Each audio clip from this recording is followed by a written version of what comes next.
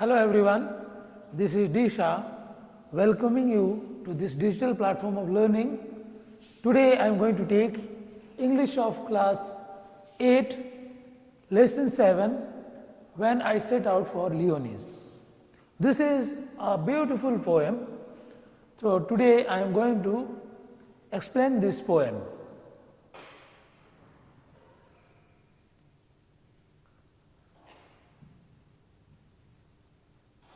This poem, When I Set Out for Leonese, is written by Thomas Hardy. So first of all, I must tell you something about the poet. So Thomas Hardy, OM, was born on 2nd June 1840 and he died on 11 January 1928. He was an English novelist and poet. So as the name suggests, Thomas Hardy is a European and he is famous for his writing in English and he is a famous writer of novels and poetries. One of the most renowned writers in English literary history. And Thomas Hardy is a very prestigious writer in English literature. Thomas Hardy जिनका जन्म 2 जून 1840 को हुआ था और उनकी मृत्यु 11 जनवरी 1928 को हुआ था। वो एक इंग्लिश नोवेलिस्ट और पोएट थे और बहुत ही प्रेस्टिजियस, बहुत ही फेमस राइटर और पोएट के रूप में वो उभरे। I'll go on to the next slide, but before that I want to tell you that this is Thomas Hardy.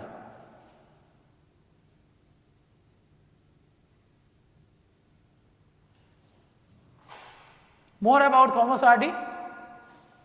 He was a Victorian realist in the tradition of George Eliot. He was influenced both in his novels and in his poetry by Romanticism, including the poetry of William Wordsworth. तो यहाँ पर हम क्या देखते हैं? Thomas Hardy ये Victorian realist के poet थे और राइटर थे और ये जॉर्ज एलियट के ट्रेडिशन को फॉलो करते थे. He followed George Eliot and he was highly influenced by both in his novels and his poetry by Romanticism. He has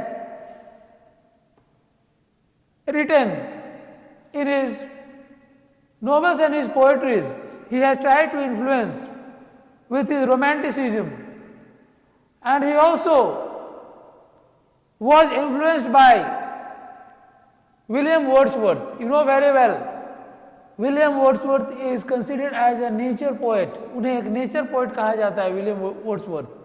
और विलियम वर्ड्सवर्थ से भी थॉमस हार्डी बहुत ही प्रभावित हुए थे. He was highly critical of much in Victorian society. और Victorian era जब चल रहा था उस समय उनको कुछ क्रिटिसिज्म के पात्र भी बनाया गया हार्डी को. He was criticized especially on the declining status of rural people in Britain. और वो बहुत ही क्रिटिकल साबित हुए कब? जब ये रूरल पीपल का स्टेटस धीरे धीरे गिरने लगा ब्रिटेन में जो रूरल पीपल रहते थे उनका स्टेटस धीरे धीरे कम होने लगा. उस समय वो खास करके बहुत ही वो क्रिटिकल उनको कहा गया, such as those from his native south west England. और जैसे कि नेटिव साउथ वेस्ट इंग्लैंड के बारे में, उस सोसाइटी के बारे में कहा गया है कि he became very much highly critical in the Victorian age, and basically when the status of rural people in Great Britain started declining. Clear? Now I'll move on to the next slide. This is the name of the title of the poem when I set out for Leonis. This is a beautiful poem by Thomas Hardy. And Thomas, I want to tell you, Thomas Hardy's novels are also very exciting to read. So, I would like to tell you about the poem. As a young apprentice architect, British poet and novelist Thomas Hardy once visited a parish to supervise the restoration of church. तो एक young apprentice के रूप में, apprentice architect के रूप में, जो कि कोई चीज का रेस्टोरेशन के लिए ये माने जाते हैं, और ब्रिटिश पोएट और नोवेलिस्ट के रूप में ये उभरे थे, मैंने पहले ही बताया है। थॉमस हार्डी एक बार पेरिस विजिट किए, he visited Paris to supervise the restoration of the church. कोई चर्च को रेस्टोर करना चाहते थे, कोई चर्च, बहुत पुराना चर्च था, हो सकता है चर्च ढह गया हो, और उस चर्च को रेस्टोर करना चाहते थे, उसको एक नया रूप देना चाहते थे थॉमस हार्डी। तो थॉमस हार्डी उस चर्च को विजिट करने के लिए वहां पर गए। कहां गए? लियोनिस। लियोनिस एक इमेजिनरी प्लेस है इंग्लैंड में, एक काल्पनिक जगह है जिसके बारे में ये कवि थॉमस हार्डी ने वर्णन किया है। क्लियर? इसीलिए ये पोएम का नाम पड़ा है when I set out for लियोनिस। Next slide.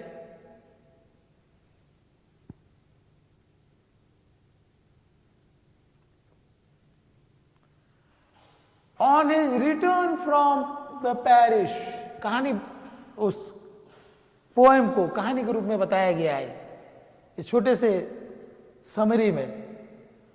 On his return from the parish, people noticed two things about him. अब और जब पेरिस से वापस आए तो लोगों ने दो चीजें देखी।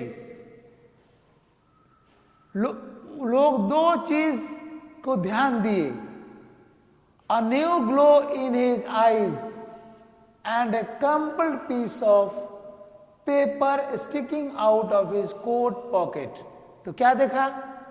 जब वहां से रिटर्न आए, वो चर्च का रेस्टोरेशन के लिए गए थे, he went to Leonis for the restoration of a church, और जब वहां से जब आए तो लोगों ने उनकी आंखों में एक स्पेशल चमक देखी,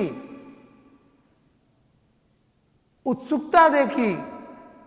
His eyes were glowing, और लोगों ने एक क्रम्पल्ड पीस ऑफ पेपर देखा, sticking out of his coat pocket. एक क्रम्पल्ड पीस ऑफ पेपर, एक पेपर है, इस प्रकार का पेपर है, मुड़ा हुआ पेपर, ऐसे करके देखे, मुड़ा हुआ पेपर, ठीक है, इस प्रकार का मुड़ा हुआ था।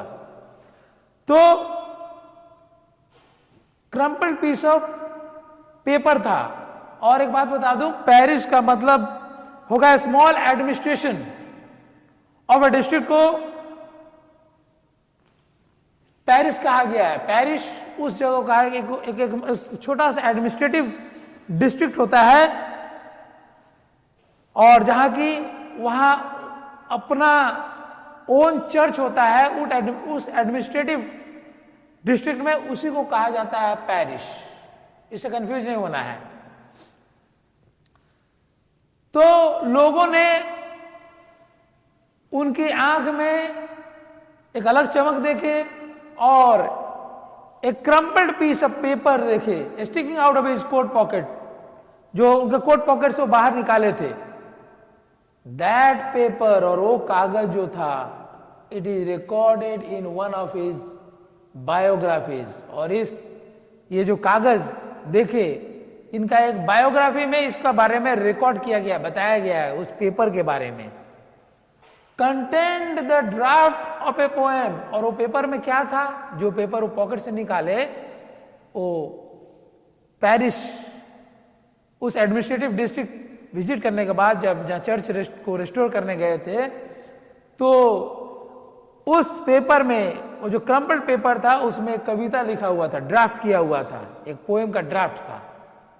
ठीक है, you are going to read that very poem inspired by a visit to a place which the poet calls Lyonnesse. और तुम लोग, मेरे बच्चों, तुम लोग पढ़ने जा रहे हो उस कविता के बारे में जो प्रोत्साहित करता है कि किस प्रकार से ये पोएट थॉमस हार्डी विजिट किए एक प्लेस, एक जगह को विजिट किए जिसका नाम है लियोनिस। और लियोनिस विजिट किए थे, गए थे एक चर्च को रेस्टोर करने के लिए।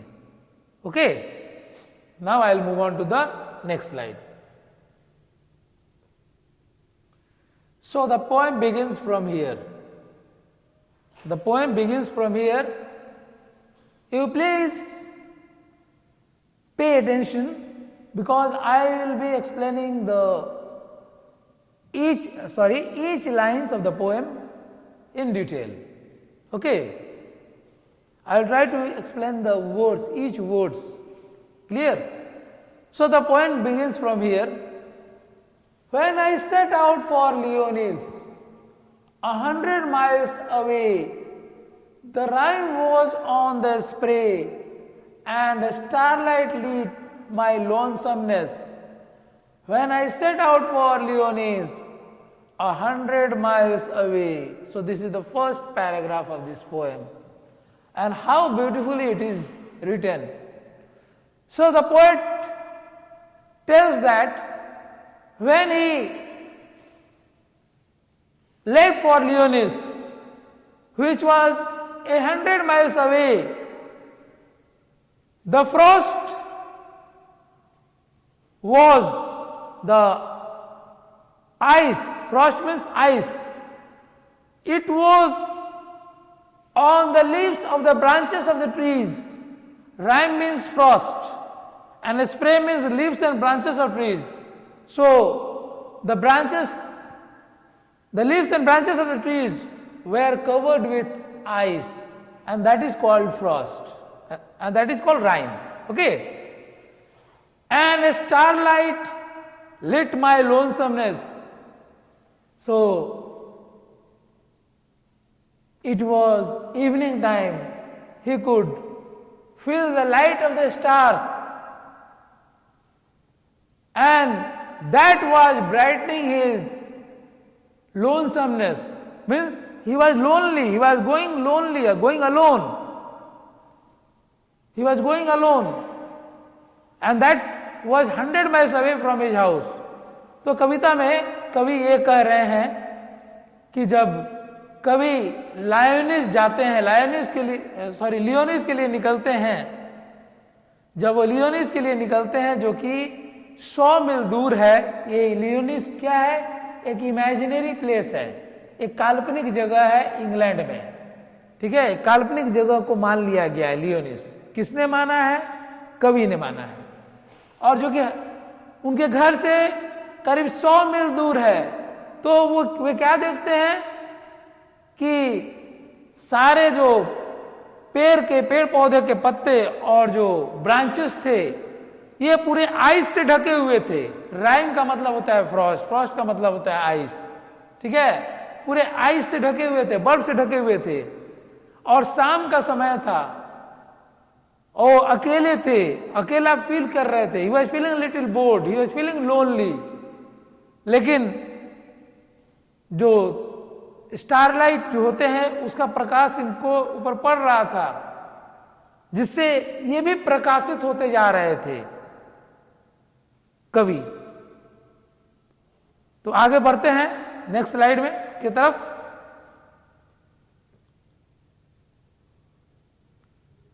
This is a simple map given where Leonis lies over here. You see Leonis.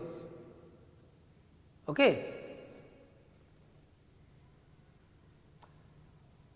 Then the next paragraph, you see, what would be chance at Leonis while I should sojourn there? What would be chance at Leonis while I should sojourn there? He is telling, what would happen? The poet is thinking, what would happen at Leonis when he would stay over there? The meaning of be chance is happen or chance to happen, or sojourn means to stay.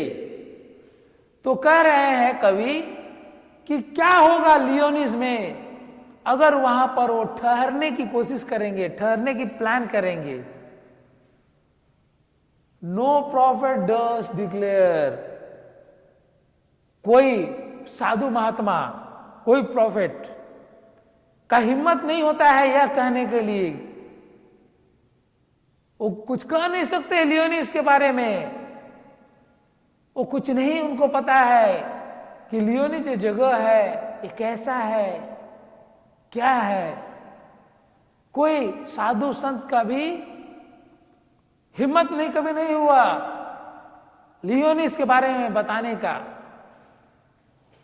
Not did the wisest visit guess, और ना ही सबसे बुद्धिमान जो magician था, visit means magician, जो जादूगर था, सबसे चतुर धूर्त जो जादूगर था, वो भी कुछ लियोनिस के बारे में नहीं बता पा रहा था। और उस जगह को विजिट करने ये पोएट जाते हैं, to restore an old church. What would be chance at Lyonnesse while I should sojourn there. और कह रहे हैं, कवि कह रहे हैं कि क्या होगा लियोनिस में अगर वो वहां पर ठहरेंगे, अगर वहां ठहरने के प्लान करते हैं, ठहरने का प्लान करते हैं लियोनिस में, तो क्या होगा यह सोच रहे हैं। कौन? The poet. क्लियर?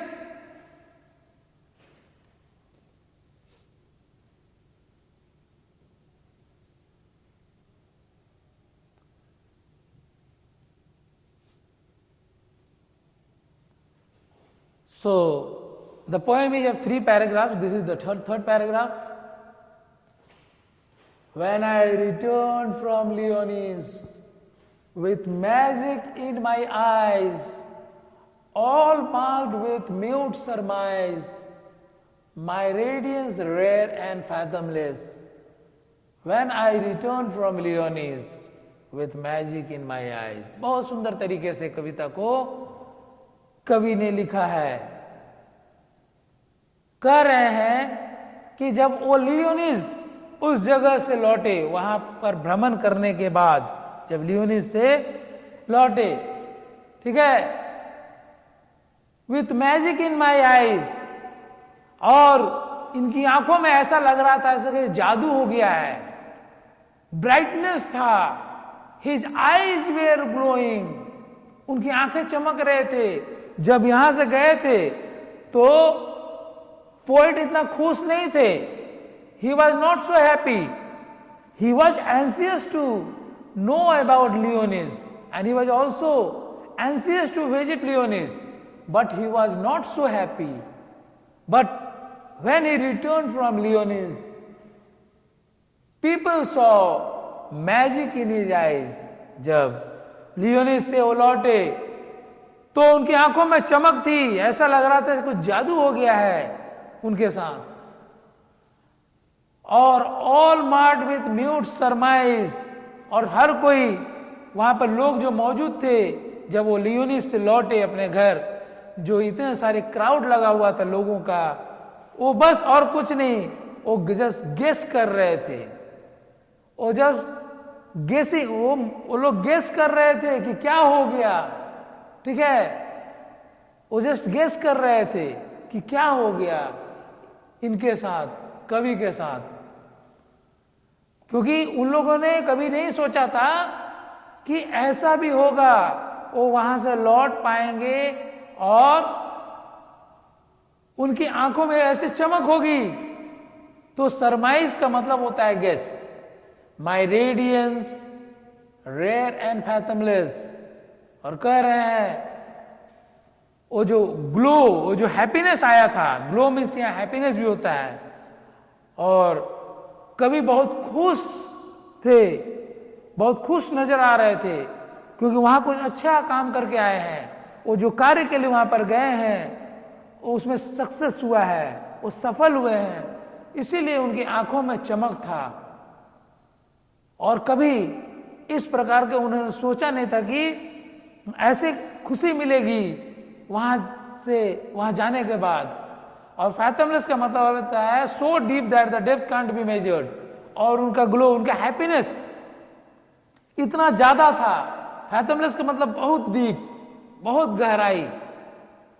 उनका जो चमक था चेहरे का, उनका जो हैप्पीनेस था बहुत गहरा था, इतना गहरा कि जिसको मापा नहीं जा सकता है।